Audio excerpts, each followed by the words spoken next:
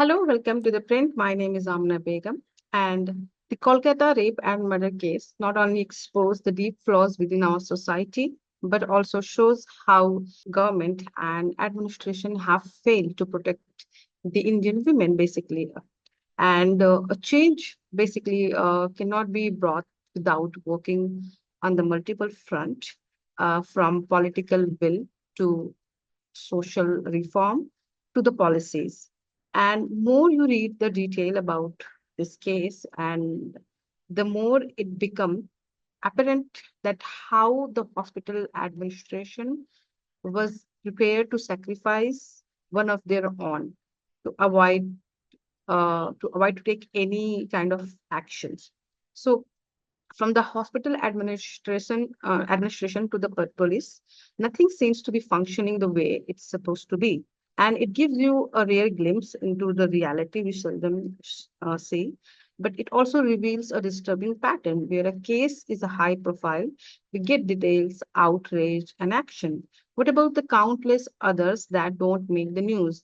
Those victims hidden in the shadow, face neglected and indifference, and their stories are untold and their suffering ignored. This is just not alarming, it's heartbreaking. Betrayal of trust in a system meant to protect all, not just a few. And what's even more disappointing is that the West Bengal chief minister is a woman who is leading protest over this issue instead of delivering justice or taking any kind of solid action. So, does this highlight her inability to address the problem, or is she more concerned with controlling the narrative? Mamata Banerjee shows that just because a woman is in a power doesn't mean the system has changed. It only proves that the marginalization of women is beyond man versus women debate. A woman can be in an authority or in a position of power and still carry this forward system, the same system, which is a patriarchal system. So systematic change requires far more than a woman being in a power. Let's be relentless in demanding accountability from Mamata Banerjee, and the buck stops with her. We must keep asking the hard questions. However, let's not stop there. Let's also ask similar questions to ourselves as a collective society. Let's remember that the failure of system and the governance in protecting women transcends all ideological and political group and does not occur in isolation. So I checked certain report, and according to the report and analysis of election affidavit of 2024 reveals that 151 current MPs and MLAs have declared cases related to the crime against the women. We cannot rely solely on activism sparked by one brutal case. A long-term solution to bring systematic change is the only answer. And the root of the problem lies within our society and its values. The anxiety women feel after such an incident is a very much real and pervasive. Yet it's so normalized that the society failed to acknowledge the extra stress women endure in public life compared to men. And I recall how my sister, once a hopeful professional in the insurance sector, became so disheartened by her experience that she paused her career to get married. She thought getting married is better than being in a public life. And years later, she found a remote job and rejoined the workforce. But it shows the reality. So incident like this not only impact women's life choices, but also give men in our lives and the broader society more reason, often under the guise of safety, to exert control over women, over us.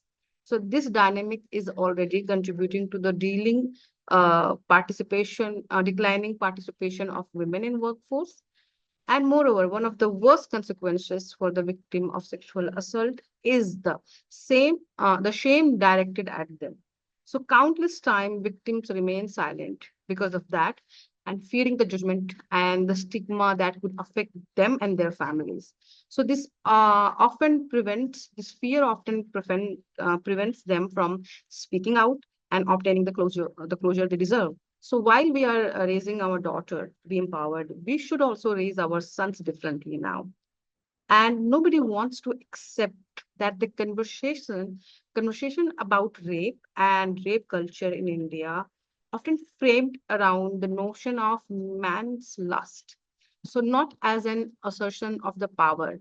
And this interpretation suggests that the men cannot control themselves due to innate physical need, and the women should not provoke them. It shifts a degree of blame to the women and subtly endorses the entitlement men face over women's bodies. So, reinforcing the idea that male urges justify their action in a certain degree. Finally, and most importantly, we as a women must become a vote bank, I would suggest, or political power that political parties cannot ignore, as this may be the only way to ensure that our issues as a women are prioritized. We have been daughters, sisters, and mothers. Now it's time we assert ourselves as individuals, prioritizing our needs over the roles that society expects us to play. We must raise our voices collectively as a gender and trust in our collective power to claim what is rightfully ours, rather than depending on the privileges of our male relative. Yes, they are our allies, but this is our fight. And while they are very much welcome to join us, they should not be the one directing us. Similarly, make no mistake, women who choose to perpetuate such misogynistic ideas and systems are our adversaries, nothing less and nothing more. So women must be bold and confront their battle head on. Not all changes comes peacefully. Sometimes disrupting the status quo is necessary. If you believe the success of the suffrage movement was solely due to the peaceful protest or peaceful action, you are really mistaken. It was as much as the result of peaceful demonstration as it was of bold actions. I also have written some of the examples about those incident of suffrage movement. So please go read my article for the better understanding. And for more such a video, keep watching the print. Thank you.